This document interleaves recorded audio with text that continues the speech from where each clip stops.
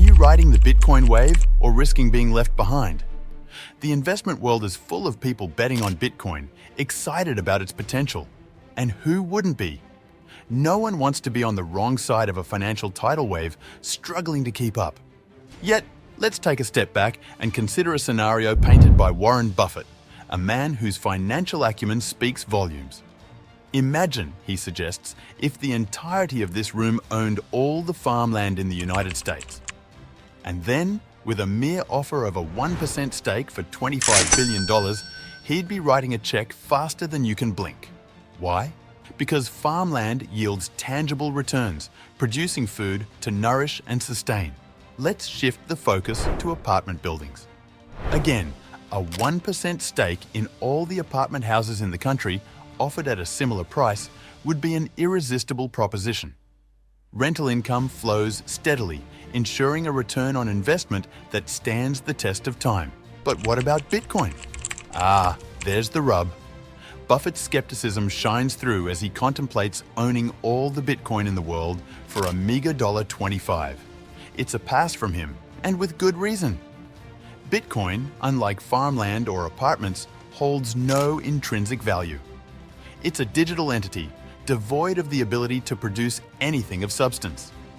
If they were to hold all the Bitcoin in the world, it would undoubtedly raise eyebrows. Everyone knows where they stand, and if they were to start offloading Bitcoin, the questions would come flooding in. Why should we buy Bitcoin from you? People would ask. Why not create your own currency? Call it Buffett coin or something. And you know what? They'd have a point. After all, why pay a premium for something that lacks inherent value? That's where the distinction between productive assets and speculative investments becomes glaringly evident.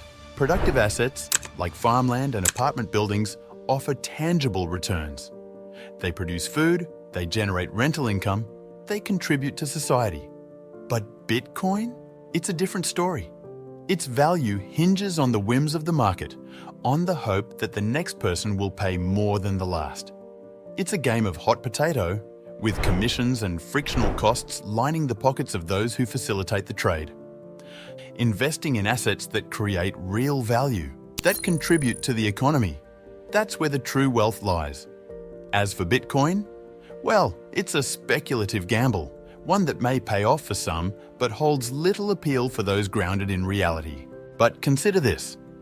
When one group of the public takes money out or a new group of owners enters the scene, it's not like new money magically materializes. It's simply a reshuffling of funds, a game of musical chairs where the music never stops. Sure, there's movement, transactions, and the illusion of wealth changing hands, but in reality, the room holds no more money than it did before. It's a shell game, fraught with the risk of fraud, hidden costs, and all sorts of uncertainties. And let's not forget, this phenomenon isn't new.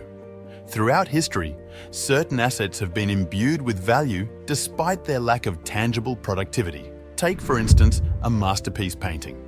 While it may not churn out goods or services, its cultural and historical significance can endure for centuries. Even if you were offered a pyramid for sale, with the promise of attracting viewers and standing the test of time, it still wouldn't produce anything tangible. Absolutely, there's no denying the allure of attractions like the pyramids.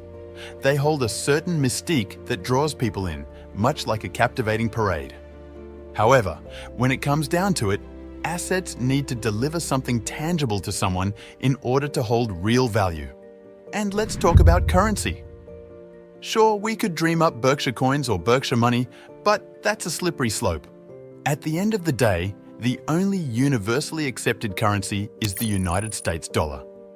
With nearly 2.3 trillion of these bills in circulation, it's clear that people trust in the stability of the US government's currency. So, while Berkshire coins might sound appealing, the reality is that they could never replace the almighty dollar. Anyone who thinks otherwise is simply out of touch with reality. So, despite any potential shortcomings, it's clear that when it comes to currency, the greenback reigns supreme. Whether Bitcoin's value skyrockets or plummets in the next year, 5 years, or even a decade remains uncertain. But one thing is crystal clear. Bitcoin doesn't multiply, it doesn't produce anything tangible. Just look at the gold rush on Wall Street, where the allure of riches blinded many to the inherent risks. And in recent years, the stock market has taken on an almost mythical quality, teetering between casino-like speculation and genuine investment. When Warren Buffett speaks of Wall Street, he's referring to more than just a trading floor. It's a symbol of the entire capital formation market, where dreams are made and fortunes are lost. And in recent times, the market's performance has been nothing short of extraordinary. The dynamics of capital markets are a curious blend of investment wisdom and high-stakes gambling. At times, they operate as the bastions of sound investment principles, as you'd find in textbooks or learn about in classrooms. Yet, there are moments when they transform into virtual casinos, where the thrill of the game overshadows prudent investment strategies. In recent years, this transformation has been particularly pronounced, fueled by a culture that glorifies quick gains and speculative trading.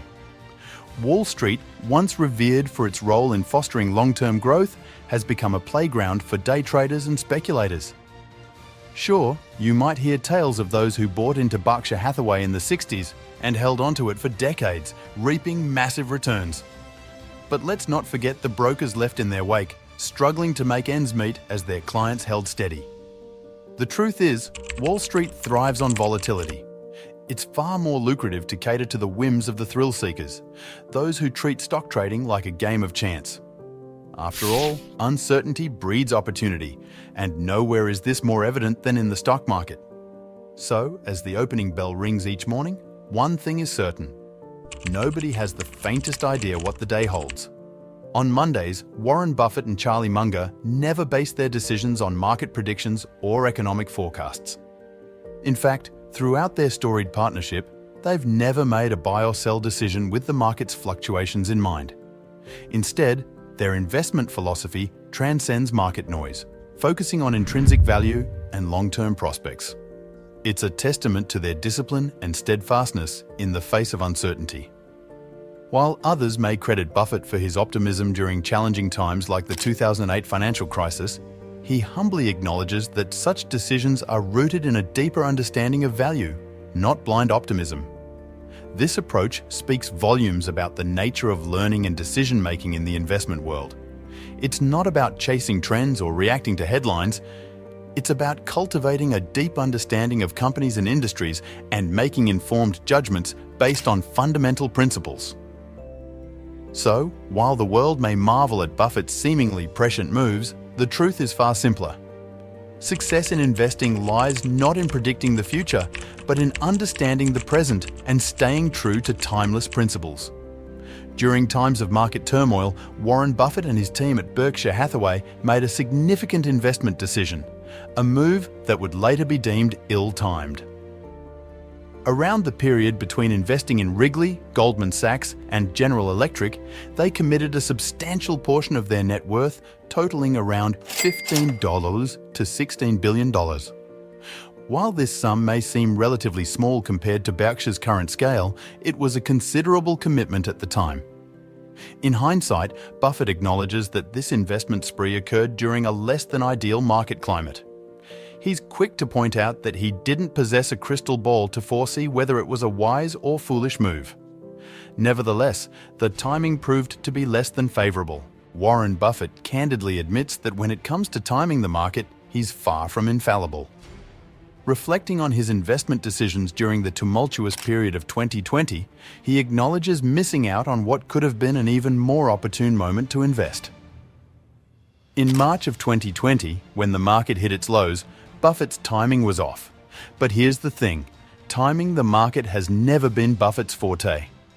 Instead, Buffett emphasizes a simple yet powerful principle: focus on the value you're getting for your money.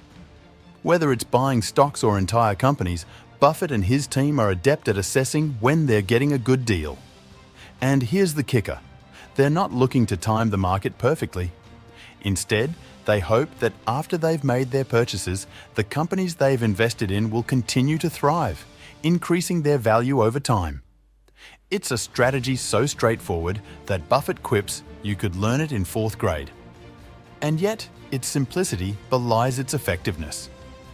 By eschewing market timing in favor of focusing on fundamental value, Buffett has built one of the most successful investment track records in history. Thanks for watching. Please like the video, press the subscribe button, and also drop your thoughts in the comment section.